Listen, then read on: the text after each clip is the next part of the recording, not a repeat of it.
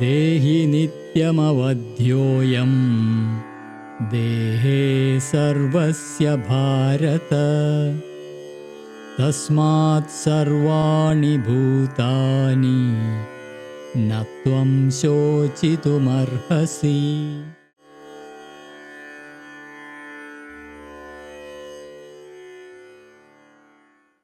Chapter 2, Shloka 3030. The dweller in this body is eternal and indestructible. Therefore, O Bharata, thou shouldn't grieve for any creature. This shloka is a very profound, living understanding of human nature, and it can be very easily misunderstood. This shloka where Sri Krishna is saying that the soul is eternal and indestructible. Therefore, you should not grieve for any creature. This is not to breed indifference in humanity or propagate the killing or battle. That's not what is being spoken. What is rather being spoken is that there is a part within all of us that is eternal, indestructible, and divine. And the journey of life is not what it seems to be, with happiness and unhappiness, highs and lows. The journey of life is the soul traveling and manifesting itself through birth and death only as milestones, with all the circumstances of life, happy or unhappy, as means for progress. It is a journey of life towards the manifestation of the eternal and immortal into this very life on earth. And it is in that context that to speak of the human body as slain or slayed comes from a limited seeing and a limited knowledge. Remember once again, Arjuna is fighting no ordinary battle. It is the battle of the soul that he is fighting. It is the battle of the dharma that he is fighting. It's a battle, if he was left to his own accord, he would never fight, because in front of him are his near and dear ones. He is fighting this battle for a higher purpose and a higher truth and a higher dharma. Because if he chooses not to fight, there will be the reign of falsehood and adharma. Individuals seeking to be in power for their own aggrandizement, for their own ego, would come in power. In order to prevent that, he has got to fight. And in that fight, if he remembers that the soul is eternal and indestructible, he will stop having notions of slaying or being slain.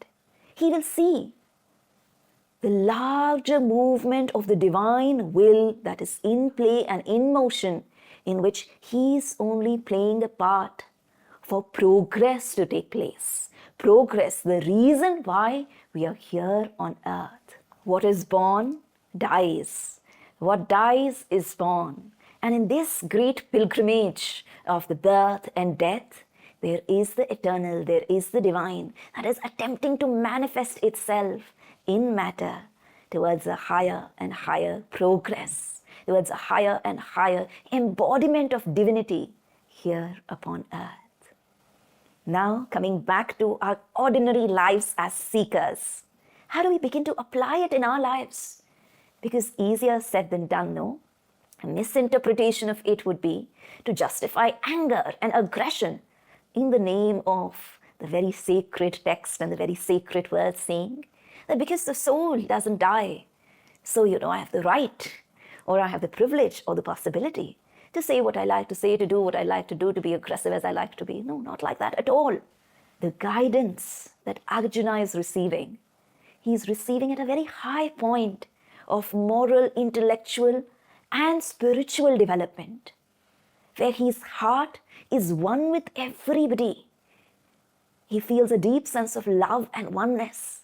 And from there, how do you transcend that sentimental sense of love and oneness to a compassionate and broader and higher and detached sense of love and oneness?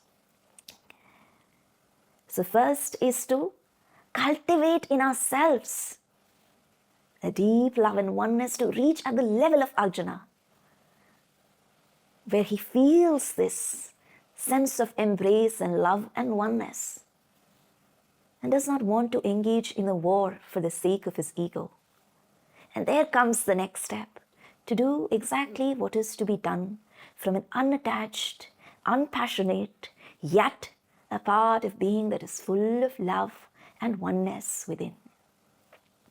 Now, the first step to that is to begin to see individuals in our lives as manifestation of the soul, to begin to see individuals beyond the identities that they carry, to begin to see our own selves beyond the identities that we carry.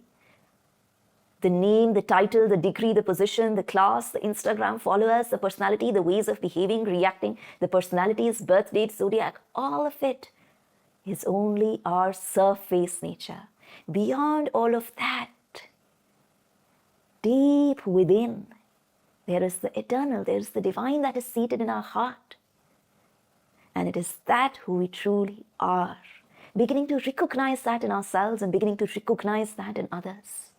And then beginning to sense and see that even as I'm interacting on a daily basis with multiple human beings and multiple creatures, there is only one being, one consciousness, one force, one will. All circumstance, all of life is one movement and one expression. And it is constantly answering the aspiration in my heart. And thus all life is an intimate dance with the divine and its will. But that will has to be awakened in ourselves. Otherwise, the flame of aspiration of our souls remain dormant. And thus we find ourselves very passive and powerless in front of life's circumstance. And we feel we are victims to fate and destiny. But destiny can be a proactive process of co-creation with the divine will, just like Arjuna co-creates along with the divine will by participating in the great adventure, by participating in the work that is meant to be done for the larger good, for the establishment of the larger dharma. The Mahabharata war was a significant war for a cultural establishment of a higher collective, which we today call as Bharat or India.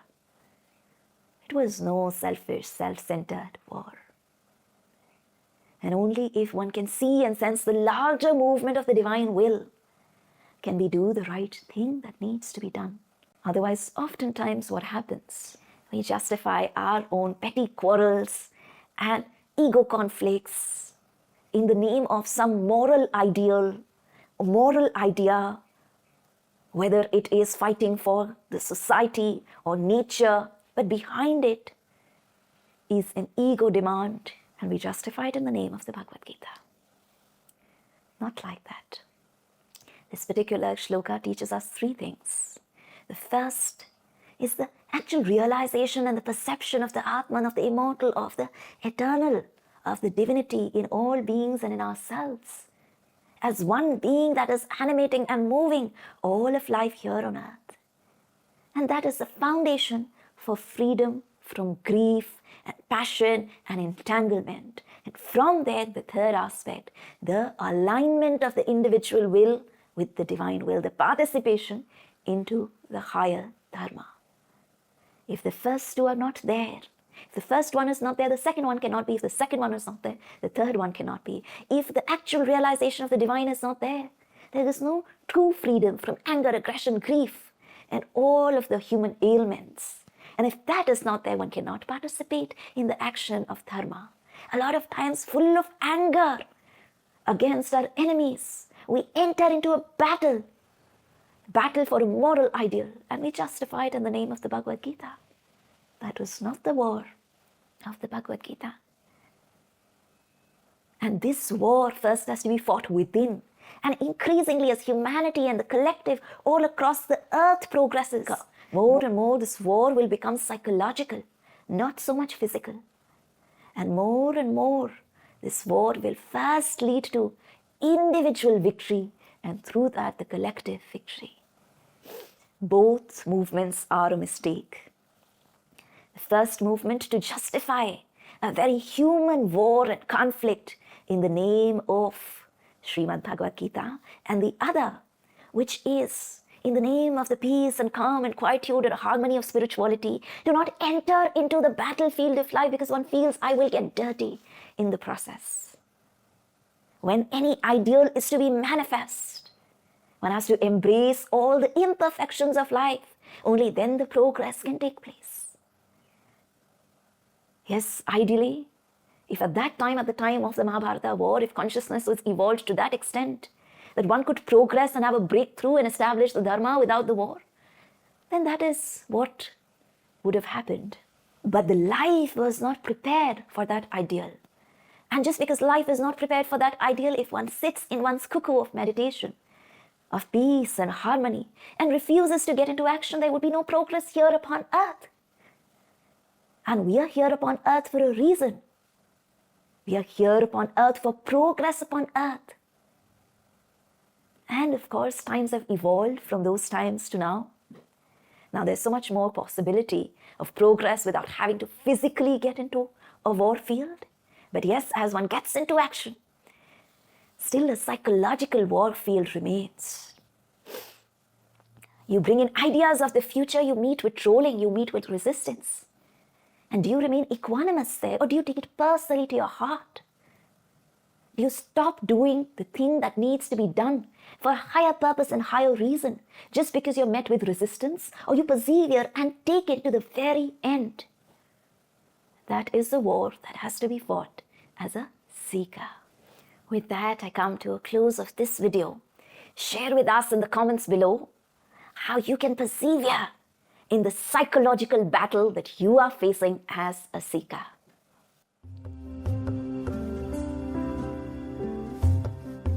I hope you found the video to be useful. If you would like to continue your journey with us, if you would like to help us support you in your journey, click on the link below and join us for a 2.5-hour signature masterclass called the Awakening Karma Yogi Workshop, where we run you through the fundamental stages of awakening to become a Karma Yogi, to be peaceful inside and successful outside. We talk about Swabhava, our true nature, and Swadharma, our soul's purpose, which are the building blocks of a life affirming, not a life negating spirituality. So if you found this video to be useful, click on the link below and I shall see you at the workshop.